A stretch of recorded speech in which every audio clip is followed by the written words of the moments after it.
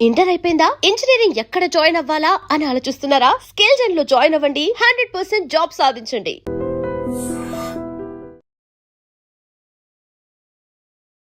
శ్రీలత గారు నమస్తే అండి. శ్రీలత గారు, డయాబెటీస్తో బాధపడే వాళ్ళు ఎటువంటి కూరగాయలు తీసుకోవాలి, ఎటువంటి కూరగాయలు తీసుకోకూడదు, ఓకే, అలాగే ఎటువంటి ఫ్రూట్స్ తీసుకోవాలి, ఎటువంటి ఫ్రూట్స్ జోలికి వెళ్లకుండా ఉంటే మంచిదంటారు? సో మంచి క్వశ్చన్ అడిగారు.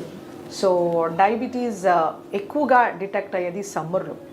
సో చాలా మోతాదులో ఎక్కువగా మామిడి పళ్ళు తీసుకునే అలవాటు తెలుగు దేశాల్లో. సో 5 kgs 10 kgs కొనుక్కోవడం లేదా గంపల్లో వచ్చేయడం, మన ఫామ్ హౌస్లో ప్రొడ్యూస్ అయింది ఎక్కువ మోతాదులో తిన్నప్పుడు మనకి డయాబెటీస్ అనేది కనబడుతుంది, అప్పుడు డిటెక్ట్ అవుతుంది అనమాట. ఎవ్రీ సమ్మర్స్ మనకి కొత్త కొత్త డయాబెటీస్ అనేది డిటెక్ట్ చేస్తూ ఉంటాం అనమాట. సో మనకి ఒకటి గుర్తుపెట్టుకోవాల్సింది ఏంటంటే, మనకి పళ్ళు, కూరగాయలు, ఆకుకూరలు అనేవి ప్రొటెక్టివ్ ఫుడ్స్ అంటారు. ఓకే, ఇవి మన శరీరానికి కావాల్సిన వైటమిన్స్, మినరల్స్, ఫ్యాటీ ఫైబర్ని, తర్వాత యాంటీ ఆక్సిడెంట్స్ని ఇస్తాయి అన్నమాట.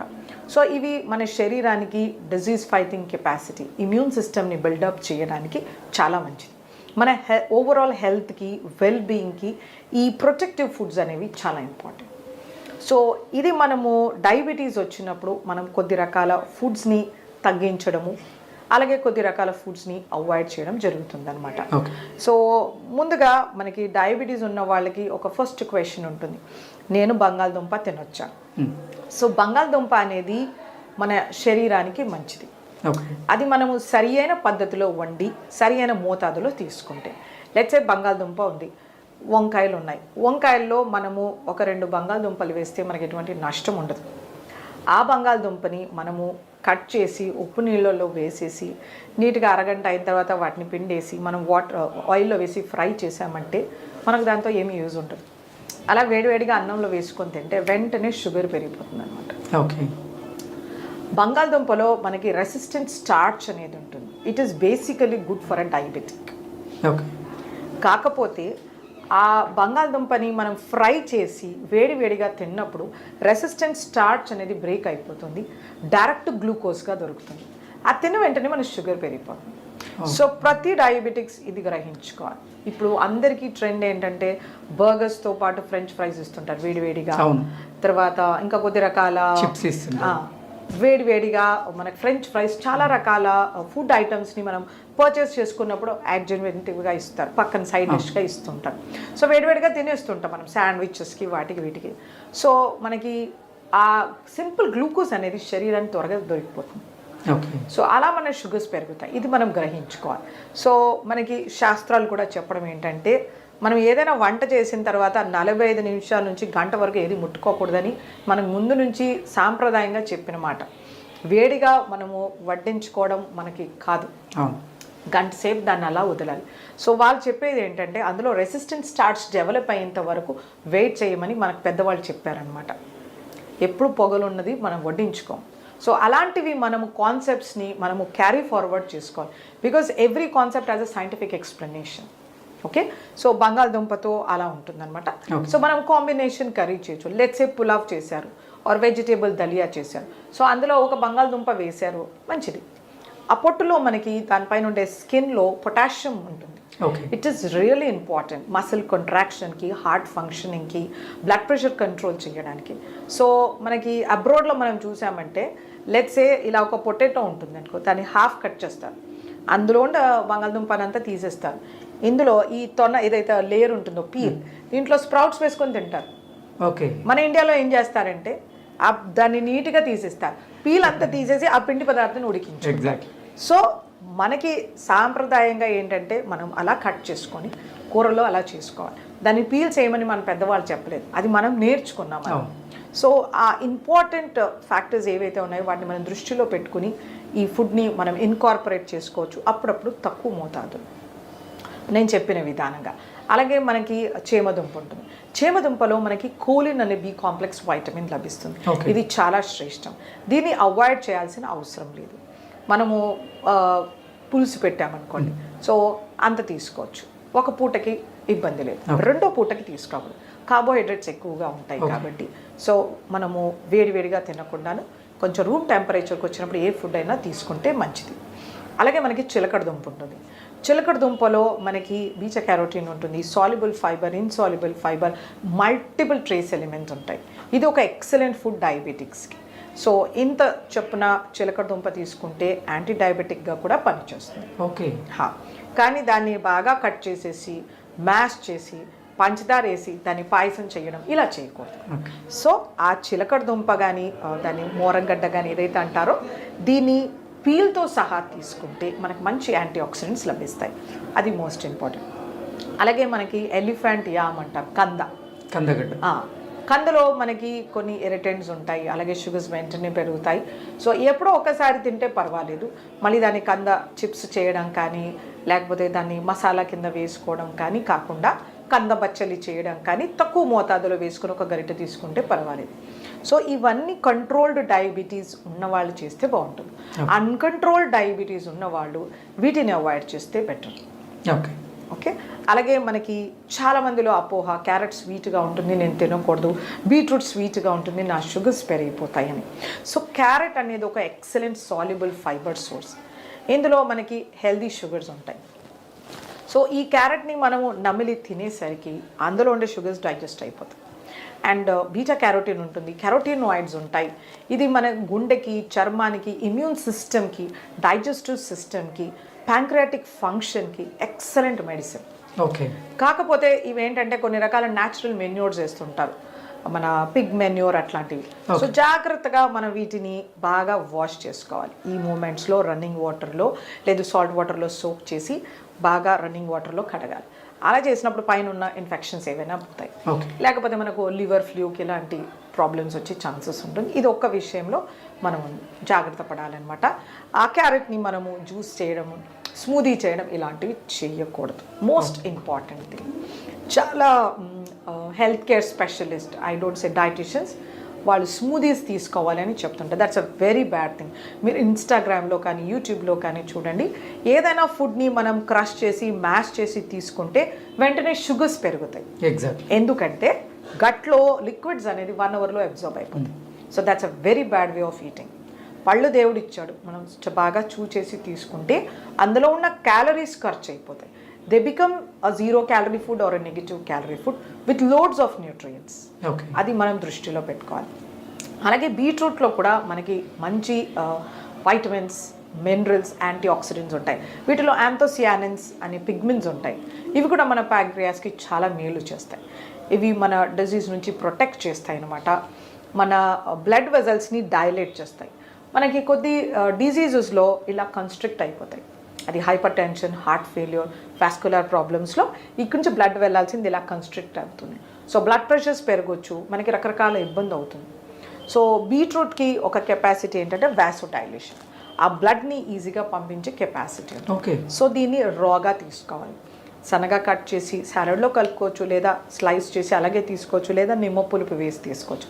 సో డయాబెటీస్లో ఏంటంటే వీళ్ళకి retinopathy, nephropathy, peripheral vascular disease ఇలా వస్తుంది. కంటికి రక్త ప్రసరణ తగ్గిపోతుంది. సో ఇలాంటి వాళ్ళకి ఇది ఒక ఎక్సలెంట్ మెడిసిన్ అనమాట.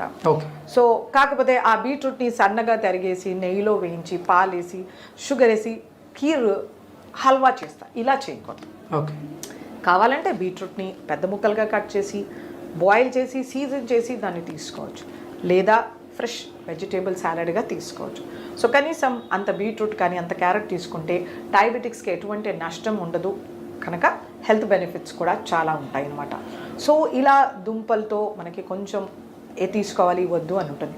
అలాగే రాడిష్ అనేది ఒక ఎక్సలెంట్ రూట్ వెజిటేబుల్. ఇదంతా వాటర్ ఉంటుంది, anti oxidants, vitamins, minerals. So diabetics హ్యాపీగా తీసుకోవచ్చు. అలాగే మనకి నూల్ కాల్ అని ఉంటుంది, దాన్ని షల్జమ్ అంటారు, ఘాట్ గోబీ, ఇలాంటివి టర్నిప్స్ కానీ ఇవన్నీ వాటర్ రూట్ వెజిటేబుల్. సో వీటికన్నిటికీ మంచి anti oxidant properties. So diabetics ఇవన్నీ సేఫ్గా తీసుకోవచ్చు అనమాట. సో ఇలా మనము కూరగాయలు ప్రతి ఒక్క దానికి ఒక సిగ్నిఫికెన్స్ ఉంటుంది. ప్రతిరోజు అరకిలో కూరగాయ తీసుకోవాల్సిందే. సో సాలడ్స్ కాకుండా వండిన కూర అరకిలో ఉండాలి, సాలడ్స్ ఒక అరకిలో ఉండాలి. ఇలా చూసుకుంటే మన డయాబెటిక్స్ చాలా కంట్రోల్లో ఉంటుంది. మన కాన్స్టిపేషన్ ప్రాబ్లం ఉండదు, కొలెస్ట్రాల్ ట్రైగ్లిజరైడ్స్ ప్రాబ్లం ఉండదు, విజన్ ప్రాబ్లమ్స్ ఉండవు, ఇమ్యూనిటీ కానీ ఇన్ఫెక్షన్స్ కూడా ఉండవు అనమాట. ఓకే. సో ఆకుకూరలు అనేది చాలా ఇంపార్టెంట్. ఎగ్జాక్ట్. వీటిలో వైటమిన్స్, మినరల్స్ ఉంటాయి, యాంటీ ఆక్సిడెంట్స్ ఉంటాయి, zinc, selenium, copper, which is really important. Okay. ఈ డయాబెటీస్ పేషెంట్స్ ఆకుకూరలు అన్నీ తీసుకోవచ్చు? అన్ని ఆకుకూరలు తీసుకోవచ్చు. డయాబెటీస్లో ఆకుకూరకి కాంట్రా ఇండికేషన్ ఉండదు. వాళ్ళకి నేను ఇంతకుముందు చెప్పినట్టు రెటినోపతి రావచ్చు, అలాగే స్కిన్ ఇన్ఫెక్షన్స్ వస్తుంటాయి అన్నమాట. సో ఇవన్నీ మనం కాంబ్యాక్ చేయాలంటే ప్రతిరోజు ఆకుకూర ఉండాలి. మనకి ట్రెడిషనల్ మీల్ చూసుకుంటే కనుక మనకి పుదీనా పచ్చడి కానీ, కొత్తిమీర, గోంగూర ఇవి ఖచ్చితంగా మన ప్లేట్లో ఉంటాయి. సో దానికి కారణం ఉంది, మనం అవన్నీ మిస్ చేసేసాం. మనం కెచప్, సాసెస్, చీజ్తో రీప్లేస్ చేసాం. సో మనం we step back to our traditional food. మన పెద్దవాళ్ళు తిన్నట్టుగా మనం తీసుకుంటే మనకు డయాబెటీస్ ఉంటుంది. సో ఇవి చాలా మంచి ప్రాపర్టీస్ ఉంటాయి. వీటిలో ఐరన్ కంటెంట్ ఎక్కువ, ఫైబర్ చాలా బాగుంటుంది, anti oxidant, zinc, selenium, manganese, magnesium ఎక్సలెంట్గా ఉంటాయి. మనకు కూరగాయల్లో దొరకనివి 30-50 ఫోల్డ్స్, అంటే 50 ఇంతలో ఎక్కువగా దొరుకుతుంది ఈ ఆకుకూరల్లో న్యూట్రిషన్. సో వీటిని ప్రతిరోజు మన ఆహారంలో చేర్చుకోవాలి. డయాబెటీస్తో సఫర్ అయ్యేవాళ్ళు కొంచెం పుదీనాని పేస్ట్ చేసి మజ్జిగలో కలిపి అలా తీసుకోవచ్చు, లేదా కొత్తిమీర పేస్ట్ చేసి తీసుకోవచ్చు, సాలడ్స్లో ట్రిమ్ చేసి వేసుకోవచ్చు, చపాతీ పిండిలో మ్యాష్ చేసి వేసుకోవచ్చు, ఇలా రకరకాలుగా చేసుకోవచ్చు. బట్ తీసుకోవాలి, మోస్ట్ ఇంపార్టెంట్. ఆకుకూరలు అనేది చాలా ఇంపార్టెంట్. ఫ్రూట్స్ మనకి ఇలాగే vitamins, minerals, fibre, soluble, insoluble fibre, moisture అన్నీ ఇస్తాయి. కాకపోతే కొన్ని రకాల ఫ్రూట్స్లో షుగర్ కంటెంట్ ఎక్కువగా ఉంటుంది, ఫ్రక్టోస్. వీటిని జాగ్రత్తగా తీసుకోవాలి. డయాబెటీస్ వచ్చింది ఫ్రూట్స్ మానేయాలని ఏమీ లేదు. డయాబెటీస్ వచ్చింది అన్కంట్రోల్లో ఉంటుంది, ఫ్రూట్స్ మానేయాల్సి ఉంటుంది. ఓకే. సో మన డయాబెటీస్ గుడ్ కంట్రోల్ 180-140 ఉంటుంది. సో రోజుకు ఇంత ఫ్రూట్ తీసుకోవచ్చు, ఒక టెన్నిస్ బాల్ అంత ఫ్రూట్ ఖచ్చితంగా తీసుకోవచ్చు. తీపిగా ఉండేవి మామిడి, పనస, సపోటా, సీతాఫలం, అరటిపండు ఇలాంటివి తక్కువ మోతాదులో తీసుకోవాల్సి ఉంటుంది. అవి సీజన్లో వచ్చినప్పుడు, ఇప్పుడు సీతాఫల సీజన్ వస్తుంది, అంత సీతాఫలము మంత్లీ ఒక 2 to 3 టైమ్స్ తీసుకోవచ్చు. ఇంట్లో తెచ్చేసారని పెద్ద సీతాఫలం తిన్నారంటే షుగర్స్ పెరిగిపోతాయి. సీతాఫలంలో ఐరన్, కాపర్, మ్యాంగనీస్, మెగ్నీషియం లభిస్తుంది. Excellent fruit. కానీ డయాబెటిక్స్ లిమిటెడ్గా తీసుకోవాలి. ఒకవేళ ఎక్కువ తీసుకోవాలంటే కొంచెం పండు ఎక్కువ తీసుకోవాలి, ఎక్కువ క్యాలరీస్ ఖర్చు చేయాల్సి ఉంటుంది, దాన్ని సబ్సైడ్ చేసేంత ఫైబర్ తీసుకోవాల్సి ఉంటుంది. ఓకే. అలాంటివి చేయాల్సి ఉంటుంది అనమాట. సో అంత వాళ్ళు చేయలేరు కాబట్టి జాగ్రత్తగా అంత పండు సర్దుకోవాలి. అలాగే మామిడి పండు కానీ, సపోటా కానీ, సో సాధ్యమైనంత వరకు వాటి పీల్తో తీసుకోవాలి. సపోటా with peel, mango with peel. పండు ఎక్కువగా స్వీట్ అయి ఓవర్ మెచ్యూర్ అవ్వకూడదు, పండు దూరగా ఉండాలి. ఇలా ముట్టుకుంటే సొట్టపడిందంటే షుగర్స్ వెంటనే పెరుగుతాయి. సో మగ్గడం అంటారు కదా, సరిగ్గా మగ్గి ఉండాలి పండు, దూరగా పండు ఉండాలి. జామకాయ ఉంటుంది, గ్రీన్ కలర్లో ఉండాలి. చాలామందికి అది గట్టిగా తినడం ఇష్టం ఉండదు, ఎల్లో కలర్లో ఉండే జామకాయ తింటారు. అందులో వైటమిన్ సి లేదు, ఎగ్జాస్ట్ అయిపోతుంది. ఫ్రూట్ ఓవర్ మెచ్యూర్ అయ్యి ఎక్కువ షుగర్స్ ప్రొడ్యూస్ అవుతాయి. సో ఇలాంటివి జాగ్రత్త తీసుకోవాలి. ఫ్రూట్స్ అనేవి ఫ్రెష్గా ఉండాలి, సీజనల్గా ఉండాలి, లోకల్గా దొరకాలి. ఇవి జాగ్రత్తగా గుర్తుపెట్టుకొని తీసుకోవాల్సి ఉంటుంది అనమాట. సో తీపి పళ్ళు తక్కువ మోతాదులో అప్పుడప్పుడు సీజన్లో వచ్చినప్పుడు. రెగ్యులర్గా ఫ్రూట్ టెన్నిస్ బాల్ సైజ్ అంతా డయాబెటిక్స్ తీసుకోవచ్చు. మోస్ట్ ఇంపార్టెంట్, గింజలు పడేయకూడదు, దాని పీల్ తీసేయకూడదు, వాటిని ప్యూరీ, స్మూదీ, జామ్స్, జెల్లీస్ తీసుకోకూడదు. ఓకే. ఫ్రూట్ అలాగే తినాల్సి ఉంటుంది. ఇలాంటివి పాటిస్తుంటే కనుక ఫ్రూట్స్ అనేవి మనకు ఒక మంచి ప్రొటెక్టివ్ ఫుడ్ లాగా అవుతుంది. శ్రీలత గారు, అసలు సహజ సిద్ధంగా ఇన్సులిన్ను ఉత్పత్తి చేసేది ఈ ప్యాంక్రియాస్ గ్రంథి. ఈ గ్రంథి గనక పనితీరు బాగాలేదు అంటే ఇన్సులిన్ అనేది ఉత్పత్తి అవ్వదు. అసలు ఈ ప్యాంక్రియాస్ గ్రంథిని యాక్టివేట్ చేసి ఇన్సులిన్ని సహజ సిద్ధంగా ఉత్పత్తి చేయడానికి ఎటువంటి ఆహార నియమాలు పాటించాల్సిన అవసరం ఉంది, అలాగే ఎటువంటి వ్యాయామాలు చేస్తే మంచిది అంటారు? సో ఇది ఒక మంచి క్వశ్చన్ అడిగారు మీరు. సో డయాబెటీస్ వచ్చింది, ఇంకా నేనేం చెయ్యలేను అనేసి చాలామంది డిప్రెస్ అవుతూ ఉంటారు. ఆ డిప్రెషన్లో వాళ్ళు బింజ్ ఈటింగ్ చేస్తూ ఉంటారు, ఇన్సులిన్ తీసుకోవడం, నచ్చింది తినడం ఇలా చేస్తూ ఉంటారు. ఆ ఇన్సులిన్ ఎక్కువ మోతాదులో రిక్వైర్మెంట్ అయినప్పుడు ఇంకా ఒబిసిటీ అవుతుంది. ఆ ఒబిసిటీ, ఆ ఫ్యాట్ ఎక్కువైనప్పుడు ఇంకా ఇన్సులిన్ స్టేటస్ అనేది చాలా తగ్గిపోతుంది అనమాట. సో ఇదంతా ఒక విషయస్ సైకిల్ లాగా ఉంటుంది. సో డయాబెటీస్ వచ్చినప్పుడు ప్యానిక్ అవ్వాల్సిన అవసరం ఏమీ లేదు. సో మనకు అందరికీ తెలిసింది ప్యాంక్రియాస్ గ్లాండ్ ఉంటుంది, ఇన్సులిన్ సెక్రెట్ చేస్తుంది, అది మన కార్బోహైడ్రేట్ మెటబాలిజంకి గ్లూకోజ్ అప్టేక్కి చాలా ఇంపార్టెంట్. ఇంకా రకరకాల ఫంక్షన్స్ కూడా ఉంటాయి అన్నమాట. సో మనకి న్యాచురల్గా చాలా రకాల ప్రూవెన్ స్టడీస్ ఉన్నాయన్నమాట. సో మనకి టైప్ 1లో చేసేది ఎక్కువగా ఏమీ ఉండదు, it is only insulin therapy whole and soul. But type 2 కానీ జెస్టేషనల్ డయాబెటీస్లో మన డైటరీ మేనేజ్మెంట్ అనేది చాలా ఇంపార్టెంట్. సో మనకి ఇన్సులిన్ సెక్రేషన్ మనకి అడిక్వేట్గా ప్యాంక్రియాస్ నుంచి రావాలంటే మన హెల్తీ బాడీ వెయిట్ ఉండాలి, ఓకే, ఫ్యాట్ అనేది తగ్గించుకోవాలన్నమాట. సో మనము ఫ్యాట్ తగ్గించాలంటే కార్బోహైడ్రేట్ రిస్ట్రిక్షన్ చేసుకోవాలన్నమాట. సో మనం ఎక్కువ మోతాదులో కార్బోహైడ్రేట్ తీసుకుంటే ఎక్కువ బర్డన్ అవుతుంది ప్యాంక్రియాస్కి. సో కార్బోహైడ్రేట్ అనేది హెల్దీ కార్బోహైడ్రేట్ తీసుకోవాలి. ఫస్ట్ కాంప్లెక్స్ కార్బోహైడ్రేట్ అది మోడరేట్ పోర్షన్లో తీసుకోవాలి. అలాగే శరీరానికి కావాల్సిన ప్రోటీన్స్, హెల్దీ ప్రోటీన్స్ ఉండాలి, హెల్దీ ఫ్యాట్స్ ఉండాలి. ఇలా మనం తీసుకున్నప్పుడు మన ఇన్సులిన్ డిమాండ్స్ అనేది తగ్గుతుందన్నమాట. అలాగే మనం ప్యాంక్రియాస్ హెల్త్ ఎలా చేసుకోవాలి? సో మోస్ట్ ఇంపార్టెంట్ థింగ్ మనకి అందరికీ తెలిసింది కాకరకాయ. కాకరకాయ అనేది ఒక ఎక్సలెంట్ హైపోగ్లైసిమిక్ ఏజెంట్ అనమాట. ఇది చాలా స్టడీస్ కూడా ఉన్నాయి, కొంతమంది దీన్ని ఒప్పుకోరు, కాకపోతే ఇది ఎక్సలెంట్ మెడిసిన్. ఇది మనకి ట్రెడిషనల్గా మన తాత ముత్తాతల నుంచి వచ్చిన ఫుడ్ అన్నమాట. సో ఈ కాకరకాయని మనము ఒక 1/2 కిలో అంతా దాన్ని వారంలో 2 సార్లు 3 సార్లు మనం ఆహారంలో చేర్చుకుంటే మనకి గ్లైసిమిక్ కంట్రోల్ బాగా ఉన్నట్టు స్టడీస్ చెప్తున్నాయి. దీన్ని పచ్చిదాన్ని జ్యూస్ తీసి తీసుకోవచ్చు, కాకపోతే దీంట్లో రిస్క్ ఎక్కువగా ఉంటుందన్నమాట. అంటే షుగర్స్ డ్రాస్టిక్గా పడిపోయే ఛాన్స్ ఉంటుంది. అందుచేతనే మనం యూజువల్గా పాటించేది ఎప్పుడో నెలకు 1-2 సార్లు బదులు వారంలో 2-3 సార్లు దీన్ని మనం హ్యాబిట్ చేసుకుంటే కనుక మన బీటా సెల్స్ బాగా ఎనర్జైజ్ అయ్యి అది ఇన్సులిన్ ప్రొడ్యూస్ చేస్తున్నట్టు మనకి పరిశోధనలు తెలుపుతున్నాయి. ఒకవేళ మీరు తీసుకోగలిగితే దాన్ని 1 టేబుల్ స్పూన్ ఎవ్రీడే తీసుకోవచ్చు. బట్ ఒక డైటిషియన్ గైడెన్స్లో మీకు ఒక మంచి స్టిపులేటెడ్ ఫార్మాట్ డైట్ ఇచ్చినప్పుడు అది ఫాలో చేస్తూ తీసుకోవాలి.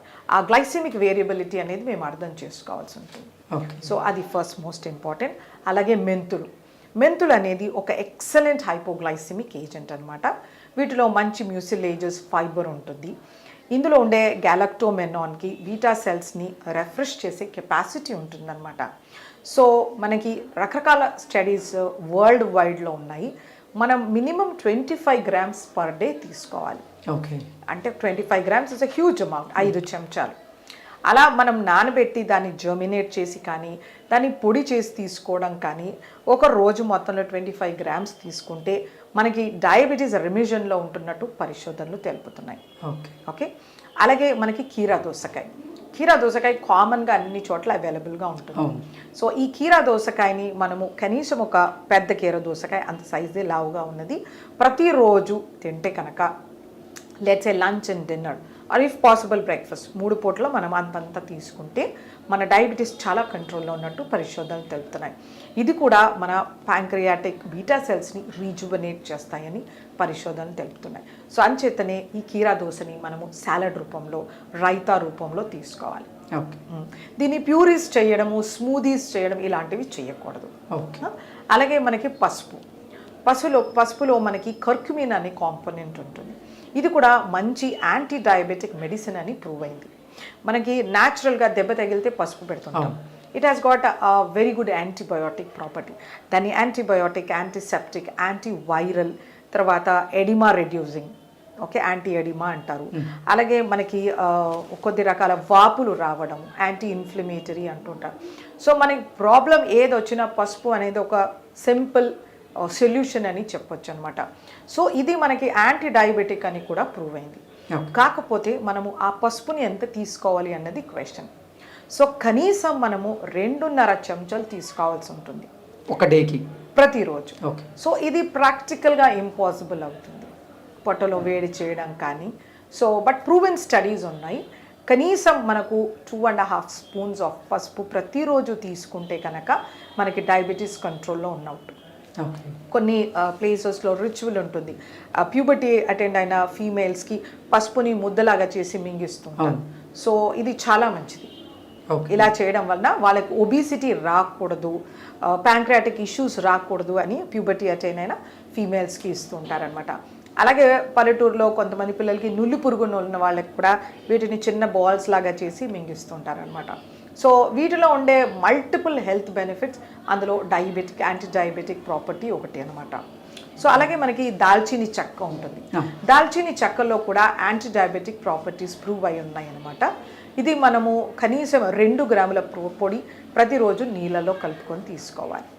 సో ఇలా పరిగడుపున తీసుకోవడం వలన మనకి డయాబెటీస్ చాలా కంట్రోల్ అవుతుంది, మన ప్యాంక్రియాటిక్ ఫంక్షన్ అనేది ఇంప్రూవ్ అవుతుంది అనమాట. సో ఇలా మనకి రకరకాల పరిశోధనల వలన తెలిసింది ఇది. సో ఇవి పాటిస్తూ మనం ఒక మంచి డయాబెటిక్ డైట్ ఫాలో చేస్తూ మనం హెల్దీ వెయిట్ మెయింటైన్ చేస్తే కనుక diabetes is not at all an issue. Okay Srilatha గారు, అలాగే ఇంకోటి ఏంటంటే కొంతమందికి ఈ కాకరకాయ జ్యూస్ తాగుతున్న వాళ్ళకి కొంతమందికి సందేహాలు ఉన్నాయి. ఈ కాకరకాయ జ్యూస్ వారానికి ఒకసారి లేదా 2 డేస్కి ఒకసారి తీసుకోవడం వల్ల అది షుగర్కి బాగానే పనిచేస్తుంది, అది ఓకే, కానీ ఇతర అవయవాల మీద అది దుష్ప్రభావాలను కానీ దుష్ఫలితాలను ఇచ్చే అవకాశం ఏమైనా ఉందంటారు? సో మనకి ఒక ఆయుర్వేదిక్ ఎక్స్పర్ట్ చెప్తారు మనము ఏది ఎంత మోతాదులో తీసుకోవాలి. బికాస్ కాకరకాయ అనేది ఒక మెడిసినల్ ప్రాపర్టీ, ఆయుర్వేదంలో చాలా పెద్ద మెడిసిన్ అది. సో అందుచేతనే కొన్ని స్టడీస్ ఏం చెప్తున్నాయంటే 15 ml తీసుకోవచ్చు అని. సో మీరు అన్నట్టుగా దాని ఇంపాక్ట్ ఇంకా వేరే రకంగా ఉండొచ్చు, ఆర్ సివియర్ హైపోగ్లైసీమియా అవ్వచ్చు. అందుచేతనే కాకరకాయని మనము కూర కింద, బేసిక్ కర్రీ కింద ఉల్లిపాయలు టొమాటో వేసుకోవడం, ధనియా జీరా పౌడర్ వేసుకోవడం, గరం మసాలా వేసుకోవడం. చాలా సార్లు ఏమవుతుందంటే ఆ కాకరకాయని సన్నగా తరిగేస్తారు, ఉప్పు పసుపు వేసి కలుపుతారు, బాగా నీరుని బయటికి తీస్తారు, వీటిని నూనెలో దేవుతారు, దానిపైన ఏదో మసాలా వేస్తారు. ఇలా చేయడం వలన దాంట్లో ఉండే యాంటీ డయాబెటిక్ ప్రాపర్టీస్ డిస్ట్రాయ్ అయిపోతాయి. That just simple chips. అలా చేసుకోకూడదు. దాన్ని పెద్ద ముక్కలుగా, మనం ఏ వెజిటేబుల్ అయినా మినిమం 1 ఇంచ్ పొడుగ్గా ఉండాలి. మనం నచ్చినట్టు టేస్ట్ కోసం వాటిని సన్నగా తరిగేసి మూకుడులో వేసి వేయించామంటే no nutrition, zero. It is for taste of time. మనం అందరూ ఫీమేల్ పాపులేషన్, ఆడవాళ్ళందరూ గ్రహించుకోవాలి ఇది. చాలాసార్లు వాళ్ళు రాత్రి వాటిని పెరుగులో నానేస్తారు, దాన్ని గట్టిగా పిండేస్తారు, వాటిని వేయిస్తారు, కూర చేస్తుంటారు. ఇలా చేస్తే మనకి మెడిసినల్ ప్రాపర్టీస్ లేవు. కాకరకాయని ఎడ్జ్ టు ఎడ్జ్ ట్రిమ్ చేసి వాటిని పైన ఉన్న తొన కూడా తీయాల్సిన అవసరం లేదు, అది మనం డైజెస్ట్ చేసుకోగలుగుతాం. వాటిని నీట్గా క్లీన్ చేసేస్తారు, స్క్రేప్ చేసేసి దాని లోపల ఉన్న సీడ్స్ అన్నీ తీసేస్తారు. ఆ సీడ్స్లో మంచి యాంటీ డయాబెటిక్ ప్రాపర్టీస్ ఉంటాయి. సో దాని పీల్తో సహా, సీడ్స్తో సహా మినిమం 1 ఇంచ్ సైజులో దాన్ని చాప్ చేసి దాన్ని కొద్ది వాటర్లో బాయిల్ చేసి సాటే చేసుకోవచ్చు. ఉల్లిపాయ టొమాటో కర్రీలో వేసుకోవచ్చు, మనం ఏదైనా రెసిపీ చేసుకోవచ్చు. బట్ ఎక్కువ high heat, dry heat, oil fry ఇలాంటివి చేయకూడదు. అలా చేసినప్పుడు మన డయాబెటిక్ ప్రాపర్టీస్ ఉండవండి, ఓన్లీ టేస్ట్ ఉంటుంది. సో ఇది ప్రతి ఒక్క ఆడవాళ్ళు గ్రహించుకోవాల్సింది. ఎందుకంటే వాళ్ళు చేసే ఫుడ్ అది మెడిసిన్ అవుతుంది. అది మన ఇండియన్ ఆయుర్వేదాలో మన వంటశాల అనేది it is equal to a pharmacy, వైద్యశాల. పాకశాల అంటే వైద్యశాల, కానీ ఆడవాళ్ళు దాన్ని పాయిజన్ లాగా చేసేస్తున్నారు. సో అలా చెయ్యకూడదు. It is my sincere request for all the ladies. Okay, అంటే వేరే అవయవాల మీద దుష్ప్రభావం చూపించే అవకాశం అయితే లేదంటారు? లేదు, బట్ మైల్డ్ సైడ్ ఎఫెక్ట్స్ అయితే ఉంటాయి. ఓకే, నాసియా రావడం కానీ, పొట్టలో తిప్పినట్టు అవ్వడం కానీ, అంతేగాని ఏ అవయవాలు డ్యామేజ్ అయితే అవ్వదు. ఎందుకంటే it is a medicine. Yes, it is a medicine. మనము దాన్ని రాగా తీసుకున్నప్పుడు కొంచెం సైడ్ ఎఫెక్ట్స్ ఉంటాయి, పొట్టలో మంట రావడం కానీ, ఇరిటేషన్ అలా ఉండొచ్చు. తప్పితే it is never a poison, it is a healthy vegetable. డయాబెటీస్లో చాలా రకాలు ఉన్నాయి. కొంతమందికి అన్ని రకాలు ఉన్నాయని కూడా అవగాహన లేదు అసలు ఈ మధ్యకాలంలో. అందరికీ ఏంటంటే టైప్ 1 డయాబెటీస్, టైప్ 2 డయాబెటీస్ గురించి తెలుసు. అసలు ఓవరాల్ డయాబెటీస్లో ఎన్ని రకాలు ఉన్నాయి? ఈ టైప్ 1, టైప్ 2 డయాబెటీస్ రావడానికి గల ప్రధాన కారణం ఏంటి? సో మంచి క్వశ్చన్ అడిగారు. సో డయాబెటీస్ మనకి అందరికీ తెలిసింది టైప్ 1 డయాబెటీస్ మెలైటిస్. అంటే ఇది ఇన్సులిన్ డిపెండెంట్ డయాబెటీస్ మెలైటిస్ అంటారు. ఇది యూజువల్గా మనం చిన్నపిల్లల్లో చూస్తాము. అంటే మన ప్యాంక్రియాస్ ఆటో ఇమ్యూన్గా అటాక్ అయిపోతుందన్నమాట. అంటే మన సెల్స్, మన టీ సెల్స్ వాటిని అటాక్ చేసి డెస్ట్రాయ్ చేస్తాయి అన్నమాట. సో మనకి కొద్ది మోతాదులో కూడా ప్యాంక్రియాస్లో ఇన్సులిన్ సెక్రెట్ అవ్వదు. ఇది ఒక హార్మోన్ అనమాట, మన గ్లూకోజ్ని అప్టేక్ చేసుకునేది. సో అది కంప్లీట్గా డ్యామేజ్ అవుతుంది. సో వాళ్ళకి బయట నుంచి ఎగ్జోజీనస్ ఇన్సులిన్ అవసరం ఉంటుంది, ఎగ్జోజీనస్ అంటారు. మనం ప్రొడ్యూస్ చేసే ఎండోజీనస్ ప్రొడక్షన్ అంటారు. సో బయట నుంచి వాళ్ళ లైఫ్ లాంగ్ ఇన్సులిన్ తీసుకోవాల్సి ఉంటుంది. ఇది కొంచెము కాంప్లికేటెడ్ అనమాట. వాళ్ళు ఎప్పుడైనా షుగర్స్ ఫ్లక్చువేట్ అవ్వచ్చు, హైపర్లోకి వెళ్ళిపోవచ్చు, హైపోలోకి వెళ్ళిపోవచ్చు. సో వాళ్ళకి మేనేజ్మెంట్ అనేది ఇన్సులినే ఉంటుంది. చాలా కష్టం, ఇది చిన్నపిల్లల్లో వస్తుంది. బట్ మేనేజింగ్ అనేది కొంచెం జాగ్రత్తగా ఉండాలి, కీన్ఫుల్ వాచ్. అలాగే మనకి టైప్ 2 డయాబెటీస్. ఇది టైప్ 2 డయాబెటీస్, ఇది non insulin dependent diabetes mellitus అంటారు. దీనికి మనకి ప్యాంక్రియాస్ ఫంక్షనింగ్ ఇంకా రీటైన్ అయి ఉంటుంది, బట్ ఇన్సులిన్ అడిక్వేట్గా మనకి సెక్రీషన్ అవ్వదు. ఇన్సులిన్ రెసిస్టెన్స్ అనేది ఉంటుందన్నమాట. సో అందుచేతనే మనకి కావాల్సిన మోతాదులో ఇన్సులిన్ సెక్రీట్ అవ్వనప్పుడు మనకు కొద్ది రకాల డ్రగ్స్ ఉంటాయి. ఆ డ్రగ్స్తో మనకి SLG2 అనేసి ఈ డ్రగ్స్తో మనకి ఇన్సులిన్ ప్రొడక్షన్ అవుతుందన్నమాట. వీళ్ళలో కొన్నిసార్లు ఇన్సులిన్ అవసరం కూడా అవుతుంది. ఇన్సులిన్ థెరపీ బయట నుంచి ఎగ్జోజీనస్ ఆర్ కాంబినేషన్, ఒకసారి మెట్ఫార్మిన్, SLGT2 ఇవి సరిపోతాయి, లేదా ఈ డ్రగ్స్తో పాటు ఇన్సులిన్ కూడా అవసరం అవుతుందన్నమాట. అలాగే మనకి లాడా అని ఉంటుంది, latent onset of diabetes, auto immune అనమాట ఇది. ఇందులో ఏంటంటే ఒక 6 months వరకు మనకి ఇన్సులిన్ బయట నుంచి అవసరం ఉండదు, but again auto immune system అనమాట, అది అటాక్ చేస్తుంది. కొద్ది రోజులు మనము డ్రగ్స్తో మేనేజ్ చేసుకుని 6 months వరకు, తర్వాత నుంచి ఖచ్చితంగా ఇన్సులిన్ అవసరం అవుతుంది. అలాగే మనకి జెస్టేషనల్ డయాబెటీస్ మెలైటిస్ ఉంటుంది. అంటే మనకి 2nd trimesters ఆఫ్ ప్రెగ్నెన్సీలో మనకి షుగర్స్ పెరిగే ఛాన్స్ ఉంటుందన్నమాట, ఆఫ్టర్ 22 weeks అట్లా. సో మనం అది రూల్ అవుట్ చేసుకుని వాళ్ళ షుగర్స్ని కంట్రోల్లో పెట్టుకోవాలి. And it is very important. లేకపోతే బేబీ చాలా పెద్దగా పోవడం కానీ, అండర్ నరిష్ కానీ, రకరకాల ఇబ్బందులు అవుతాయి, ఫీటల్ ఇష్యూస్ స్టాండ్ అవుతాయి. సో ఆ జెస్టేషనల్ డయాబెటీస్ని కంట్రోల్లో పెట్టుకోవడం చాలా ఇంపార్టెంట్. అలాగే మనకి మెచ్యూరిటీ ఆన్సెట్ డయాబెటీస్ అని ఉంటుంది, మాల్న్యూట్రిషన్ రిలేటెడ్ డయాబెటీస్ అని, ఇలా రకరకాలుగా మనకి డయాబెటీస్ అని ఉంటుందన్నమాట. సో మనకి డయాబెటీస్ వచ్చింది అన్నప్పుడు మనకి కారణం ఏదైనా ఉండొచ్చు. అది జెనెటిక్స్ వలన రావచ్చు, లైఫ్ స్టైల్ ఇంపైర్మెంట్ వల్ల రావచ్చు, ఆర్ ఎక్కువ మన అన్హెల్దీ ఫాల్టరీ డైటరీ హ్యాబిట్స్ ఉండొచ్చు, స్ట్రెస్ ఇండ్యూస్ కానీ, లేకపోతే మనకి డిజీజ్ ఇండ్యూస్డ్, ప్యాంక్రటైటిస్ ఇండ్యూస్ కానీ, ఇథనాల్ ఇండ్యూస్ కానీ, లేకపోతే డ్రగ్ ఇండ్యూస్ కానీ, ఇలా ఏవైనా రకరకాల ప్రాబ్లమ్స్ వలన మనకి రావచ్చు.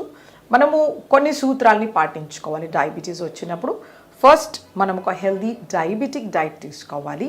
సెకండ్, మంచి ఫిజికల్ యాక్టివిటీతో మన బాడీలో ఉన్న ఎక్సెస్ ఫ్యాట్ని రెడ్యూస్ చేయాలి.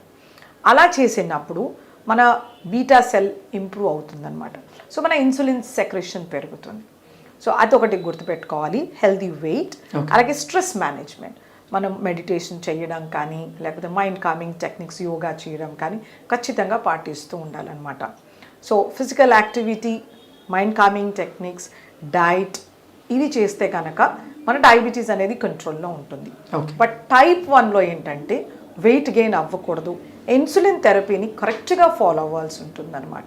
ఇది మోస్ట్ ఇంపార్టెంట్. అది వాళ్ళకి రెమిషన్ అనేది ఉండదు. టైప్ 2లో, జెస్టేషనల్ డయాబెటీస్లో, ఇంకా ఎటువంటి డయాబెటీస్లో అయినా కంట్రోల్ అనేది ఉంటుందన్నమాట. ఒక పాయింట్ ఆఫ్ టైం రివర్సల్ అవుతుందని కూడా స్టడీస్ చెప్తున్నాయి. ఓకే శ్రీలత గారు, ధన్యవాదాలు.